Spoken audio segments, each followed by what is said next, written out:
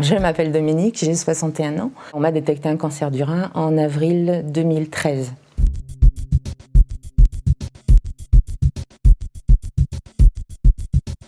Ouais, ça a été vraiment un pur hasard. J'ai été hospitalisée pendant une journée entière parce que j'ai des problèmes articulaires très importants avec des douleurs importantes et on a découvert que j'avais une chondrocalcinose. J'étais donc traitée par un médicament bien particulier pour cette chondrocalcinose. Au bout de quelques temps, j'ai commencé à avoir de gros problèmes de digestion. Mon médecin était plutôt inquiet, c'était vraiment très douloureux et très embêtant. Alors, et quand on a fait scanner, et ben voilà, on a découvert que j'avais une tumeur au rein droit. Je l'ai su 2 jours après le scanner parce qu'on m'a appelé, mon médecin m'a appelé en me disant il faut passer rapidement au cabinet, il faut que je vous voie. Il y a un truc qui ne va pas avec votre rein. Donc quand je suis arrivée chez le médecin, j'y suis allée avec ma sœur qui travaille dans le milieu hospitalier. Le médecin me dit bon bah oui, il y a un problème avec votre rein. Et là je lui dis j'ai un cancer. Il me regarde, il me dit oui. Me connaissant, ma sœur et mon médecin se sont dit oh là là, Dominique va s'écrouler, ça va être la catastrophe. Et pas du tout. Mon père ayant eu un cancer quand j'étais ado, je me suis dit il s'est battu, il a vécu 15 ans de plus, et ben toi tu vas te battre aussi et tu vas le gagner. Donc tout de suite j'ai demandé au médecin ce qu'il fallait faire. Et puis j'ai dit on se jette dans la bataille et on y va tout de suite. Parce que moi je ne veux pas attendre, donc c'est maintenant qu'on le fait. Ma maman a été particulièrement touchée parce que mon père avait eu un cancer. Et donc on a vécu avec ça pendant longtemps et c'était pour elle un peu compliqué. Bon, ma sœur tout de suite, elle m'a soutenue, il n'y a pas eu de souci. Ça n'a pas été facile, mais bon, ça s'est passé de façon relativement sereine. Aucun traitement. On fait uniquement un contrôle scan une fois par an. J'ai eu une néphrectomie partielle qui a été faite tout de suite puisque c'était très localisé. J'avais un cancer de 3 cm vraiment dans le bas du rein, ce qui fait qu'il était relativement facile de l'enlever. Et puis en plus, bon, j'ai eu de la chance, du coup il n'y avait pas de métastase qui s'était infiltrée où que ce soit.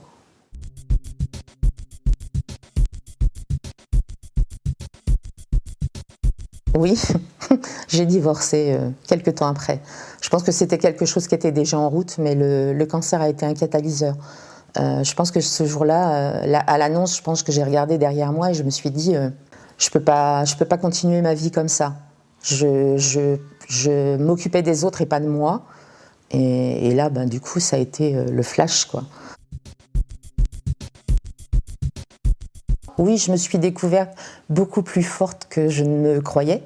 Et tous les gens qui étaient autour de moi aussi, puisque voilà, on n'aurait pas imaginé que je me serais battue comme ça. Je pense que ça a développé chez moi une envie de vivre assez, plus qu'importante, et qui dépassait tout ce que je pouvais imaginer. Ce qui fait que j'étais beaucoup plus forte dans tous les domaines. Malgré que je n'ai pas eu de chimiothérapie ou de radiothérapie, la fatigue, elle est là. Moi, je sais que j'ai d'énormes problèmes de mémoire depuis que j'ai eu mon cancer. Je pense...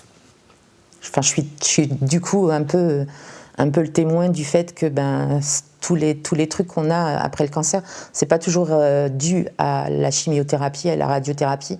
C'est aussi dû simplement, je pense, au fait que votre corps il a subi un cancer et que du coup ça fonctionne plus tout à fait de la même façon. J'ai toujours des problèmes de concentration très importantes et des problèmes de mémoire assez importantes. Je suis obligée de noter énormément dans mon travail et dans ma vie de tous les jours parce que sinon j'ai tendance à oublier les choses. J'ai découvert la passion de la peinture. Je peins depuis 3 ans à peu près. Ça, c'est quelque chose qui fait aussi beaucoup de bien. Parce que pendant les heures où on est sur le tableau, on ne pense pas.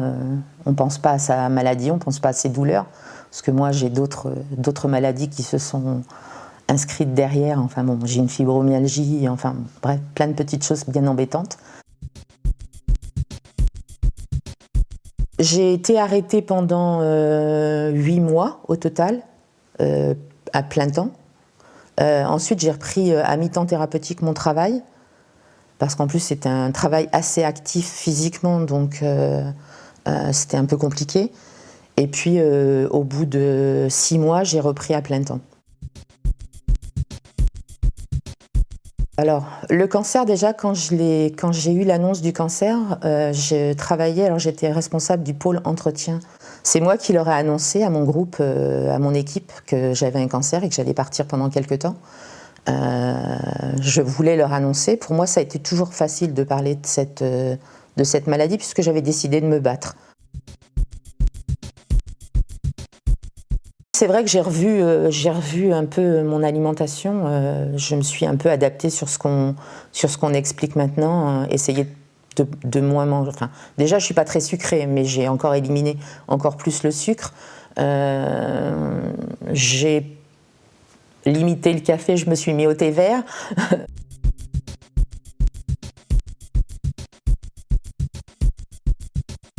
C'est un peu difficile quand parce que l'urologue va vous opérer, il vous enlève votre tumeur. Après, il va vous voir la première année, je pense, je l'ai vu, j'ai dû le voir une fois tous les 3 mois pendant 6 mois. Puis après, on vous repousse à 6 mois, et puis après, c'est une fois tous les ans. Donc là, il y a cette ambivalence de j'ai été malade, mais on me laisse tout seul, ça c'est compliqué. Mon médecin généraliste, par contre, il a toujours été présent tout le temps. Donc c'est vrai qu'il m'a énormément soutenue. Et comme j'avais déjà en effet entamé une psychothérapie juste 3 mois avant de savoir que j'avais mon cancer, j'ai continué ma psychothérapie évidemment parce que c'est important aussi de... Et puis j'avais besoin d'avancer dans ma vie personnelle. Et c'est ce qui fait que, voilà, quelques temps après, j'ai divorcé. Alors ça se fait énormément justement pour les gens qui sont suivis en chimiothérapie, en radiothérapie. Ils ont un suivi, ils ont la possibilité de voir un psychothérapeute, ils ont la possibilité de faire partie de groupes de gens qui se retrouvent ou de soins qu'on leur donne, ça va être des soins de maquillage ou d'autres choses. Mais ça n'existe pas pour les gens qui n'ont pas de chimiothérapie et de radiothérapie. Et je pense que ça, c'est vraiment un gros manque dans notre façon de gérer le cancer qui n'est pas suivi de ces traitements-là. Mon aide psychologique et puis l'association qu'on a créée qui m'entourait. Voilà. J'ai pallié le manque du milieu médical par quelque chose d'extérieur, cette association de patients qu'on a créée, et puis le psychologue qui m'a beaucoup aidée. Au moment où j'ai eu ma néphrectomie, là j'ai eu, ouais, c'est le moment où j'aurais eu besoin de plus, et c'est le moment où tout manquait.